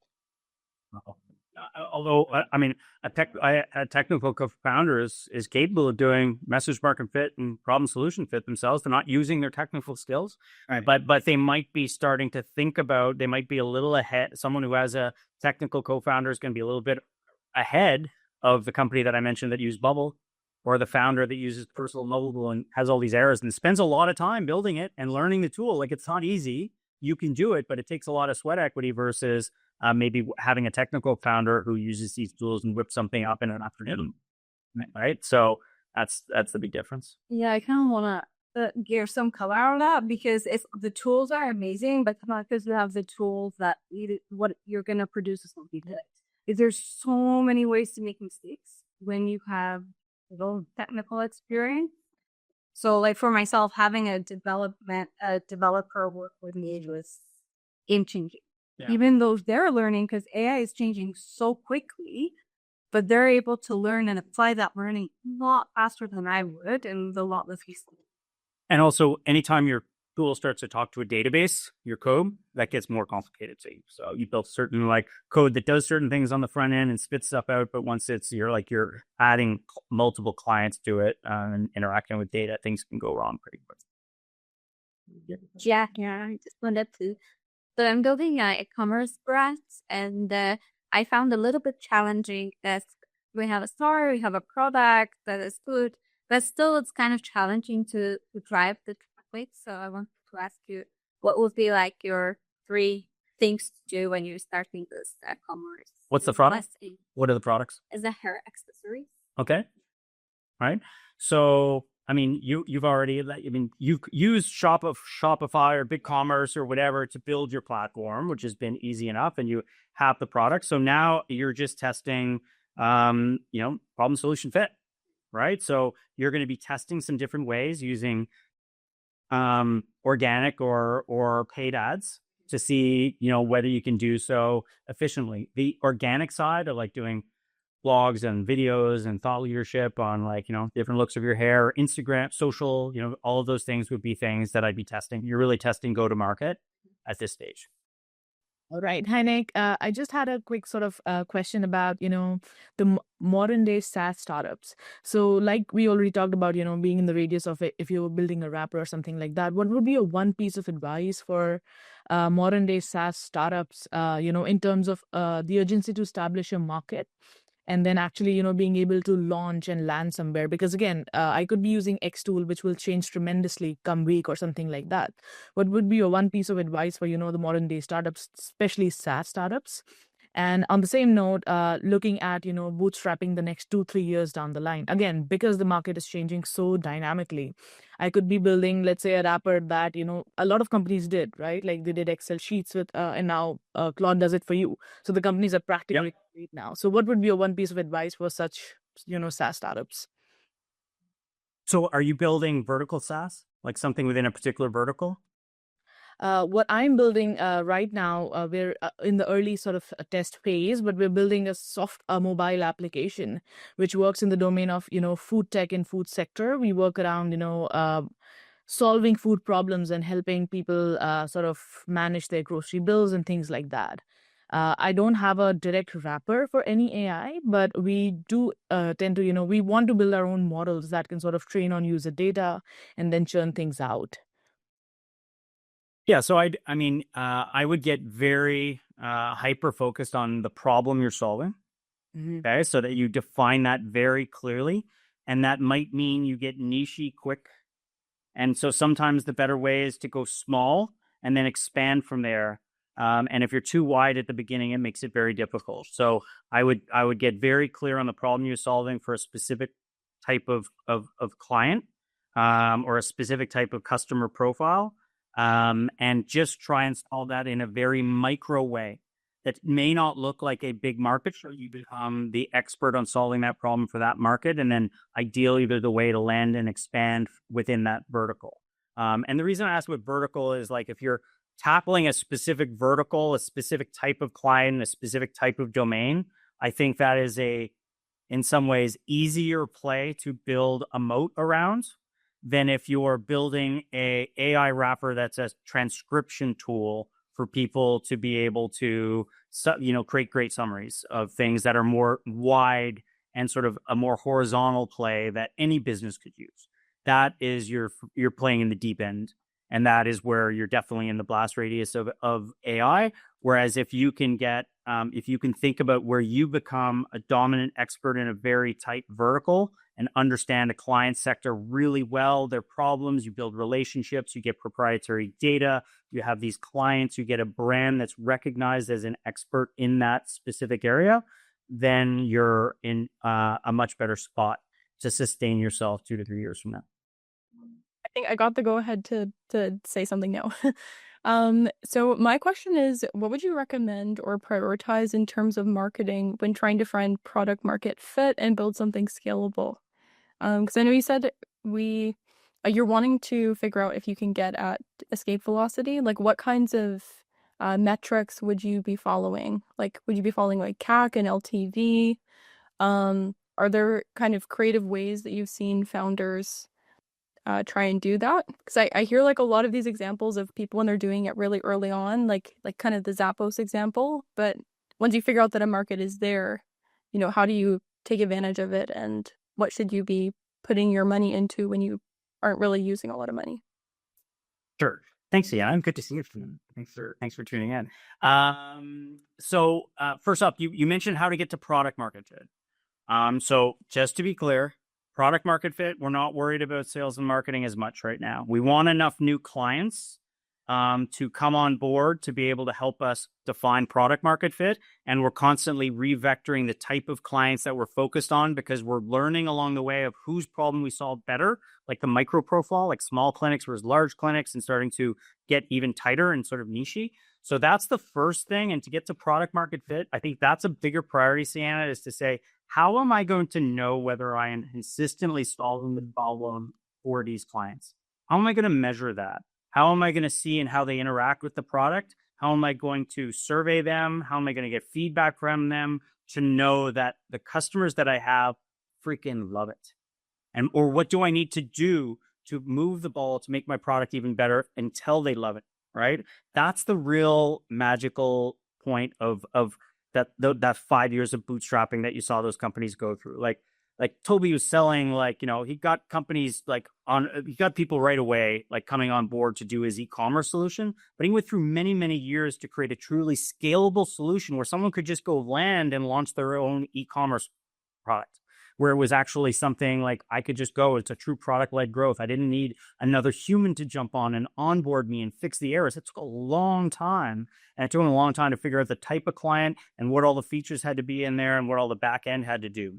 So I think if you're at problem solution fit, in meaning that there's clearly a market there that wants you to solve a problem, and that how you've hypothesized you're going to solve it for them has them saying, hell yes, I want that.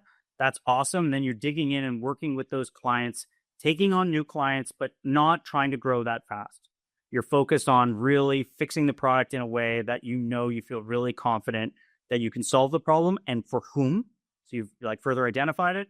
And then hopefully you've learned some things along the way when you're trying to add new clients in terms of outbound, in terms of marketing. You've learned some things about how your sales and marketing work and what go-to-market might work. The last thing that Toby did in his 6 years of bootstrapping, in the last year, he got to the point where he was like, I'm confident that if someone lands on this page, that I can convert them and that the product will work and that they will like it if they meet this certain profile. So he borrowed some money from, I think, his father-in-law and another family lawyer. He actually borrowed or raised $1 million of friends and family and ran 4 different growth experiments. Say, before I go raise venture capital, I'm pretty sure he's got a multi-million-dollar business at that point. But he's like, the go-to-market fit. He knew enough to say, I'm going to go test go-to-market fit. I'm going to test this type of growth experiment, this type of growth experiment, this type of growth experiment, and this one, all with different sort of approaches, and all 4 worked.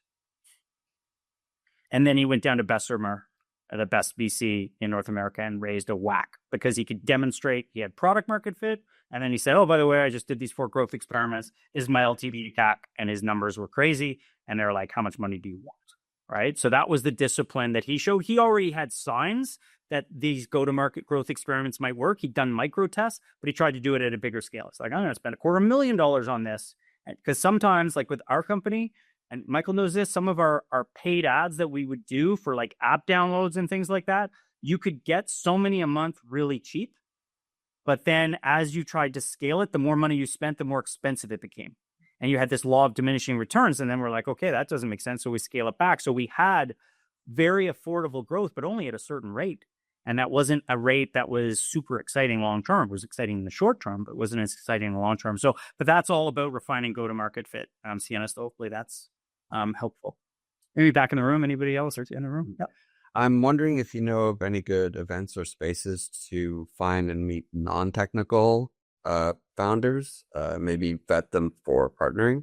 Glad you asked that question. Holy cow. Did you set me out? Somebody set me up? I wanted to be the last question. We have a co-founder. We do some co-founder matching. Oh, Between technical and non-technical founders, those who have an idea and don't have an idea. And the date is the 10th of December. Buying me So that's on our calendar. That would be on the calendar. And so, yeah. And we'll be doing some promotions of that. So. Okay, cool. Thank you. Awesome. Yep. What point in Shopify's history was that bootstrapping? Was it like before they came to Ottawa? I don't know. He was here in Ottawa. It was 5 years in Ottawa before. That 6th year is when he did that growth experiment. And so not really bootstrapping anymore when you get $1 million from your brother-in-law or whatever. So maybe it was only 5 years, but friends and family money, I would consider kind of bootstrapping still. Like it doesn't come with the hooks of like, corporate governance and, all of this sort of like hyper growth. And usually it's a little bit friendlier dollars that come in. So, but yeah, no, Toby was here for the first 5 years. Like, yeah. Was that like first 20 employees? Was that like when they were on top of the Dollarama? Like on the market? Yeah. Like on that would have been before they raised with Bessemer. So he was at a stage where he had office space at that time and had like 15, 20 employees. Yeah. Yeah. So and many of our, like the Rewinds, the Knacks, the Noibus, a lot of those guys were 30, 40, 50 employees before they raised capital, and they just did it on revenue. So I had a question with regards to B2C products.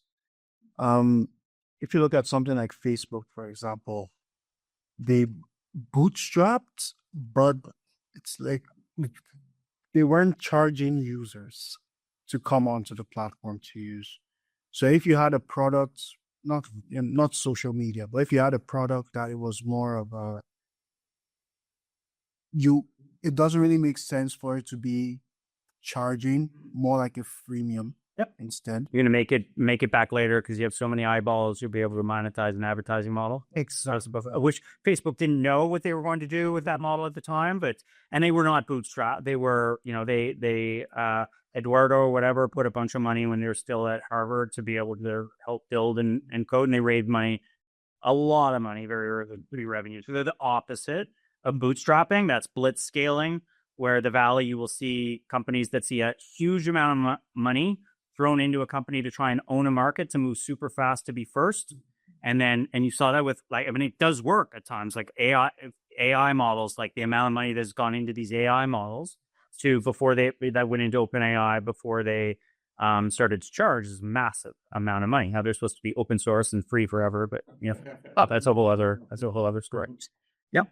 Online. I wanted to ask if you have any advice or ideas here, because you talked earlier about, and I'm thinking specifically about B2C companies, like how do you validate your idea? I forget exactly which fit it would be, but basically you said, you could do like a landing page MVP or a Kickstarter. You gave a couple ideas there. But do you have any ideas on how to like get people to that landing page or that Kickstarter? Or I could think of some things, but I'm curious if you have some suggestions. Yeah, so there'd be different ways that you could organically do it. So first off, you could test with a little bit of money to see whether you're solving a unique problem where there's not a lot of competition, where Google AdWords or something. Is this the kind of thing you need to ask yourself first? Is this the kind of thing that people ask Google or others to solve the problem, but not a lot of people are paying for those ads? So like typing in the problem and seeing whether it's very busy and expensive space where someone's trying to solve the problem. First off, that's a bit of a caution for you. So if be very specific about the problem that you're looking to solve. If it's very busy, that's caution on whether how expensive this is going to be to solve it. But if you think it's unique or you have a unique angle, you can certainly go through, you can do some very manual things of going into Reddit groups, going into, there are certain, there are certain groups within Facebook that on certain days they allow you, like on Fridays, they allow you to, advertise or like post something that if there's something unique and you can't be too salesy. Or, often what you're doing is just trying to get interest because you're doing research on it, which is true. You should be doing customer discovery. So getting 500 people to interview, a quick 5-minute interview on a specific problem. If you can't get people who want to talk about the problem, that's an early indication that you're going to have a challenge getting them to buy a product to solve that problem, right? And so I would be like validating by, wow, people, this problem really does resonate with people. There's even if it's a very, very fanatical niche in a certain area that really want the area, that can be a positive sign. So I think that's also one of your signs is if it's really difficult to get people to talk about the problem that you want to solve, that's a sign that you might not be on the right track as well. Thanks. That's good. Yep. Well, thank you, Nick, for this radio. I was first taking notes, but then talking to my team leader that we're doing this, we're here, we are going to capture it. It's very real-time triaging of like IRAs. Well done. Waste no time. My question is, we are in a problem solution stage where I'm helping some solo founders with services and then putting in these use cases into a SaaS, like a micro SaaS or solo founders. Yeah. So if you have any suggestions that I could do this better and scale, cool. Are you engaged with one of our early stage advisors here at Invest Ottawa? Yes. Okay. Who's your early stage advisor? I have I've spoken with Laurie and Arden. Oh, cool. I'm happy to talk to you about it as well, but you could bring some of these principles to them to say, and I would ask ChatGPT, really do that. Like, and it will give you some really good ideas. It's, I hate to say it, but ChatGPT is smarter than me on a lot of these things. There's a lot of, it doesn't have the wounds that I have, so it might not talk about these things with such passion and pain, but it's really good as a first step. So, I encourage you to use ChatGPT where you can, and where you're seeing it fall short, use your advisors. Yep. On that note, if you want to try and create an AI wrapper that is really helpful to that stage of going from the definition of the problem to actually trying to start to develop projects and focus in on key segments within the demo profile. Your AI workshops cater to the ideas of how you would want to create a LLM or something that would allow you to define that customer. And not as much. Most of our AI workshops are about using AI in your business. It can be around, but it won't be so much about creating your own LLM, right? So that is a whole deeper end of the pool, right? So that is a heavy space. There are micro LMs that are that I've seen some companies raise money. I was talking to Mistral, local VC, and they just invested in a company that does micro LMs. It's very, very specific. It would kind of live on the edge, like in edge computing and stuff like that. So it's not like building your own LLM is impossible, but it's a very, very deeper, bigger space. Most of our AI workshops won't help you there. I do think that we might have an advisor over to that you could talk to, that one of which is in the midst of being hired. That you might be able to talk about what you're trying to do, and they would give you feedback because they have a very good understanding of the LMs out there and what they do, and maybe where the gaps are, where you might be able to find a wedge to build. I know maybe I'll take one last question if it's there. Otherwise, Sorry, you had a comment around advisory boards and that there are resources on how to kind of go about doing an advisory board. Yep. So maybe when we send this out, we'll put a link to where they can download the advisory board playbook. Yep. Awesome. We also have, as part of the advisory board playbook, we also have Mentor Loop. It's a platform with 150 sort of former founders, executives who've all put their hand up and said, I'm willing to help startups.